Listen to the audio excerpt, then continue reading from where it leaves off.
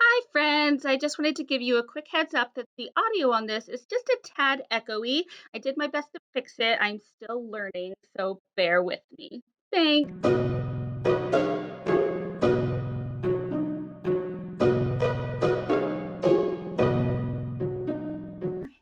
Hi, everyone, and welcome back to AmourologyEd, where we do sex and alternative lifestyle education. My name is Krista. I'm your host. Today, we're going to be talking about more topics having to do with alternative lifestyles. So I have a special guest here, Melanie Fox. Melanie, will you just tell us about yourself?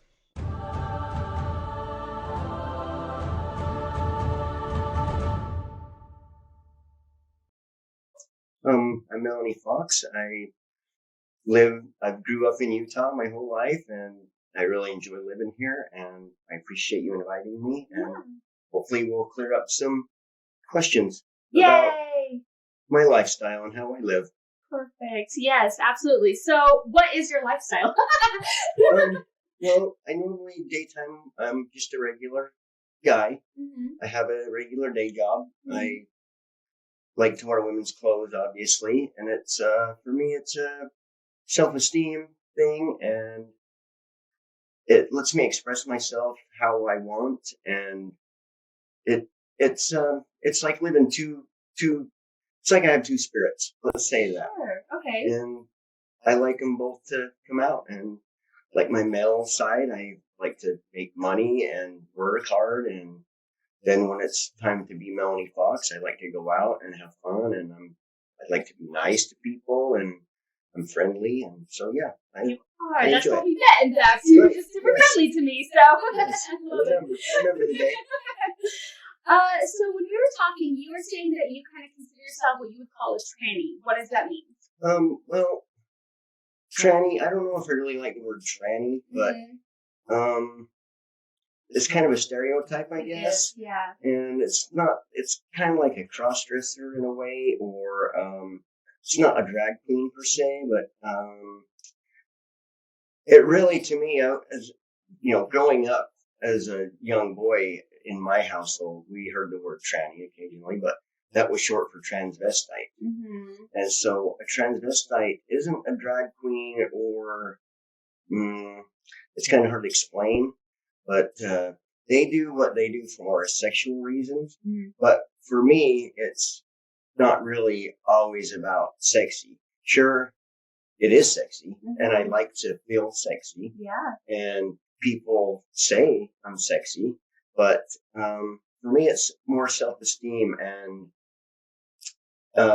just when I'm in women's clothes, I feel better about myself. When I look in the mirror, and I just feel better. It makes me happy. I like that a lot. So you talk about it being kind of different than all of these other personas. It kind of falls under the same kind of umbrella, I feel like, sometimes for people as drag. But what does drag mean to you, and how is it different from what you're doing? Well, I think a drag queen is more of an art, if you will. It's more of an art, and people see it as there was a time when women couldn't go on stage, right? And so the men would play a woman's part in a play or a production of some sort, or just for entertainment, right? So that's where the word drag queen came from. And from my understanding, it's dressed resembling a girl is what drag stands for. But that doesn't necessarily mean that, in today's society. Sure. Yeah. And it's more of I think drag queens are more of a character that they become. So like, I don't know if I should name any drag queen names, but you can tell when they get dressed up and they get all their clothes on and their big hair and their jewelry and everything, they kind of take on that character. Right. But for me, I'm not transgender per se. I like women's clothes, but I don't really relate to things as a female. Sure. Some things maybe, but other things, no. I see it as a man. Yeah. And drag queen is really for entertainment, and I'm sure for them it has self-esteem qualities, but it's I think it's an art and a way for somebody to express themselves and let their creative side out how they want. And of course, they can make some money and have fun doing it. Yeah, that's what it's really about, is having fun. You know, it's fun, and I like going to drag shows, of course, and I love supporting the drag queen, and I just love them. Yeah. So, but this is more about who you are. Yes. Just instead of that character persona. Right. This is me, just being genuine and showing my happy side of how I like to be. Yeah, I like that. If that works. Yeah.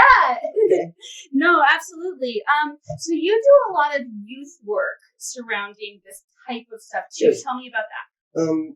Where I live down in Utah County, it's called Amateur Hour. And Bridget Kiss, the drag queen, she's very talented, and she is just an amazing person. I almost want to, I get emotional when I think about her, just because of how she is. And she supports everyone, and everyone can be included.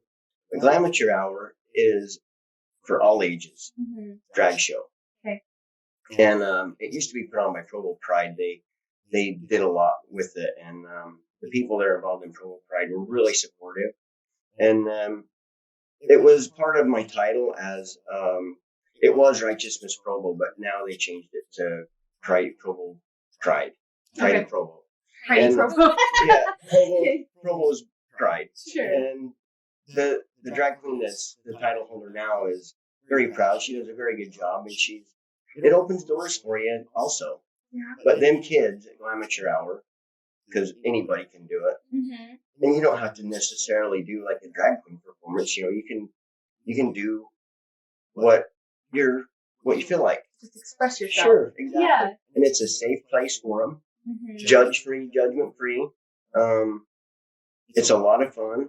And those younger queens, they put their whole heart into their costumes, their performance. And the youth title holder when I was Miss Righteous Miss Provo, she helped organize Pleasant Grove Pride, and she's only 15. Wow. So she was 15 at the time. And she instantly got involved and wanted to put on shows, and it was a great experience. So it's kind of a leg into these communities that are these support communities in a way. Exactly. Interesting. So what is the draw for somebody coming into one of these communities? Does that make sense? Well, for me, kind of a weird question. No, sorry. it's not. There is a draw. For me, it was more to be supportive as a community member.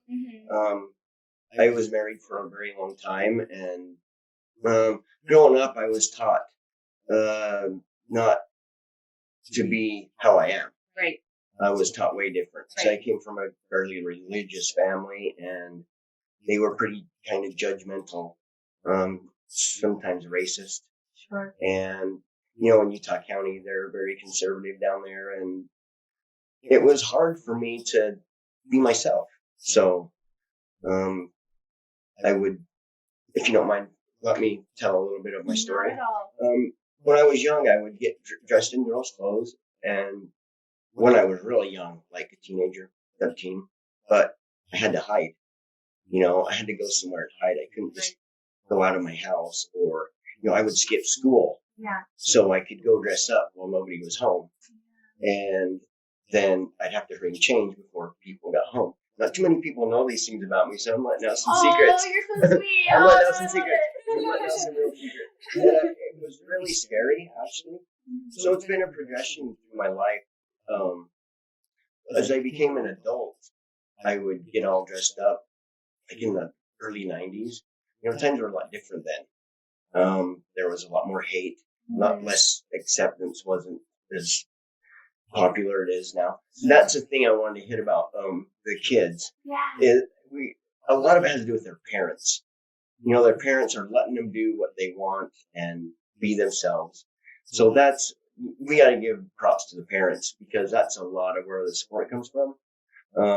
Yeah, like the kids are being vulnerable, getting up there and being themselves, but also the parents are being vulnerable, like allowing the children to be this expression. Sure. And it's a really good thing that they do let them. Right. Because in my case, I couldn't do that. Yeah. And it created some feelings inside me that were very negative and just made me not such a great person. And as I became an adult, I would get dressed up and I would want to go to a nightclub or somewhere, and I'd get to the door and I couldn't go in. And I knew that it was probably accepted in there, but I just didn't dare. Right. So I'd go back to my so ingrained. Yes, that I was wrong and inappropriate and not supposed to be wearing women's clothes. And finally, I got the courage, and I'm sure I'm not the only one that has felt like this and have done these things. No, absolutely. I'm sure it's fairly common for a human that likes to wear women's clothes that's not a woman. I like to be referred to as she when I'm in women's clothes and her, but when I'm in men's clothes, I like him, you know. Sure. So when I finally made it into a public place, it was just so, I felt so free. You know, the freedom was, it was crazy. It felt so good that it was kind of addicting. Yeah, I bet. And then, you know, once I started going out more and more, and I was accepted by the community, and not just by the gay community either, the straight community also has opened their arms a little bit also. Because you go to a gay club, not everybody's gay there. Right. You can be bisexual or we're not. We're just allies. Sure. Yeah.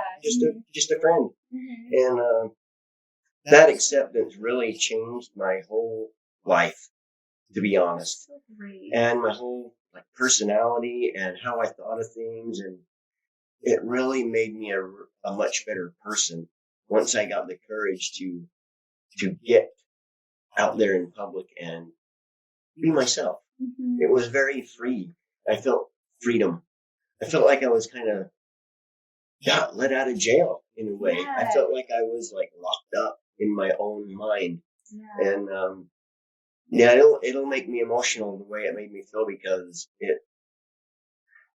it was special. It really was. And I'm sure, like I said, I'm sure I am not the only one that has felt this way. No, definitely and not. Hopefully my little bit of my story right here will help other people like me that they want to get out there, but they don't quite dare. You know, I didn't even dare leave my house because I was worried about the neighbors, what they think, what they're going to say, what's going to go on at church, you know, and it'd be the talk of the whole neighborhood. But finally, I was set free. And now it's like, you know what? I'm me. I'm a human being. I'm happy. And I'm going to do things my way. And that's another thing about me too, is I don't really, some of the, like last night, a drag queen told me, you just do whatever you want, don't you? And I'm like, yes, I do. Was that supposed to be an insult? I feel like that's such a compliment for me. It was a compliment. Okay, I took it as a compliment. Right. Because I do me how I want. And, you know, some drag queens, they're a certain character. Right. So they have a certain standard that they portray, and they keep it that way. As for me, I'm just more, I've been told I'm more genuine, and I don't know what the word would be, but a lot of people told me that I'm a genuine person, and it's true. I feel that, and it's all from just going out in public and being myself. Yeah. Well, you get judged. Sorry. No, please. You get judged a lot, and you get strange looks. Sure. And I've been called a tranny or a he, she, or a shim, or I've been called a lot of derogatory names, but I learned that they don't mean anything to me. Right. It's just their ignorance. Yeah. They're not educated and they don't understand. But if they would take the time to listen to someone like me, they would figure out that it makes us happy and it lets us live our life. Really, that's all that matters. Right? And so I think that people just fear change, fear something different because they don't understand it. Exactly. And I get that, but also we're all adults here. Most of us are adults here. And like the children, I feel like, are doing better at this than most adults now. Yes. And so just grow up, I feel like.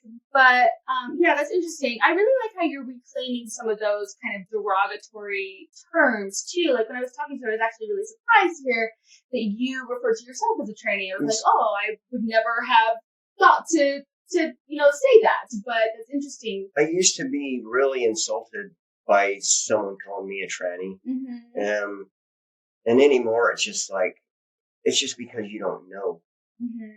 You don't know me. Yeah. And if you would take the time to just have a conversation with me, you would probably change your mind about any man dressed as a woman. Right.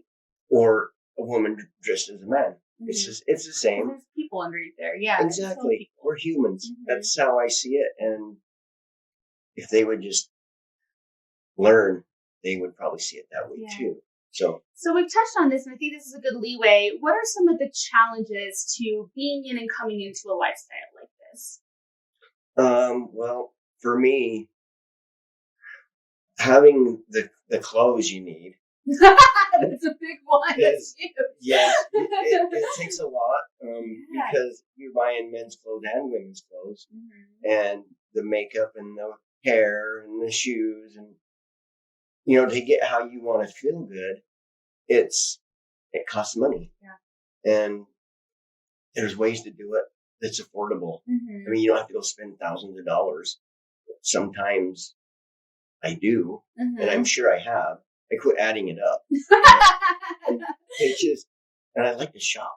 Sure. And, growing up, I get a lot of hand-me-downs. Mm-hmm. So from siblings or cousins or whatever, I rarely got new clothes. So nowadays, when I get new clothes, I cherish the new things. It feels a little empowering to be able to do that.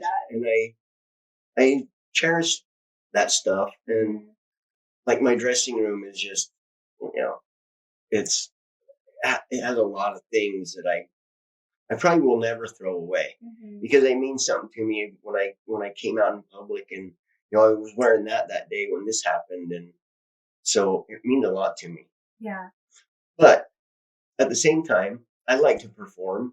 I like to go on stage, and I like to entertain people, and I like to show that side of me, and I like to show my creative ways of how I can make a costume or just put something together from whatever, just to make you're lying around the house exactly. And I like to entertain people.